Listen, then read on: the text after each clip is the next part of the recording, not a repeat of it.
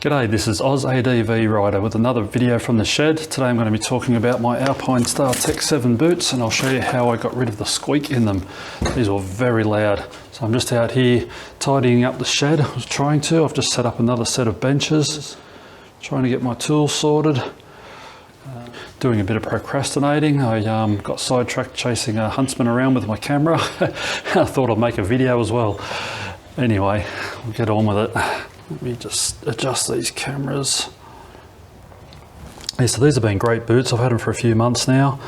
Bit of an overkill for your average adventure rider, but I do a lot of off-roading on my bike, and being on a 200 kilo bike, that's how I do come off from time to time. I figured I needed some more protection for my feet and ankles. So these are an enduro boot, which means they still have a bit of movement, and they're surprisingly comfortable to walk in. So they're a lot stiffer than your adventure boots. Still got a little bit of movement there. You do have these pivots, and they do pivot at the ankle, which makes them quite comfortable. So you've got a lot more protection up the sides. Toes a lot stiffer. Very hard to bend the toes. When you compare that to my old adventure boots, these are shark leather boots. I was a bit disappointed in these. The sole's chewed out. That pad's chewed out. That's coming apart. I had them for less than 2 years. But you can see there's a lot more movement in those. A lot more toes bend a lot more.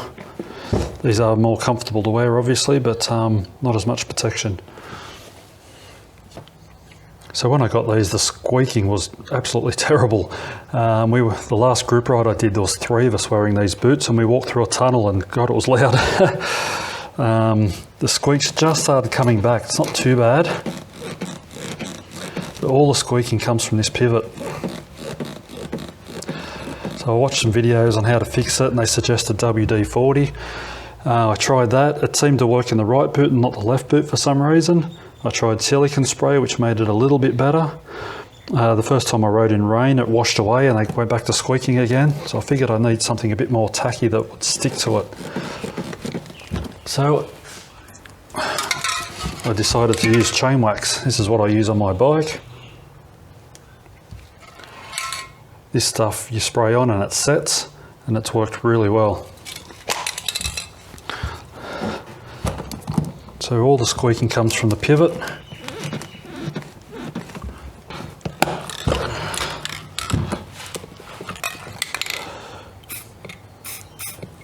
Oop.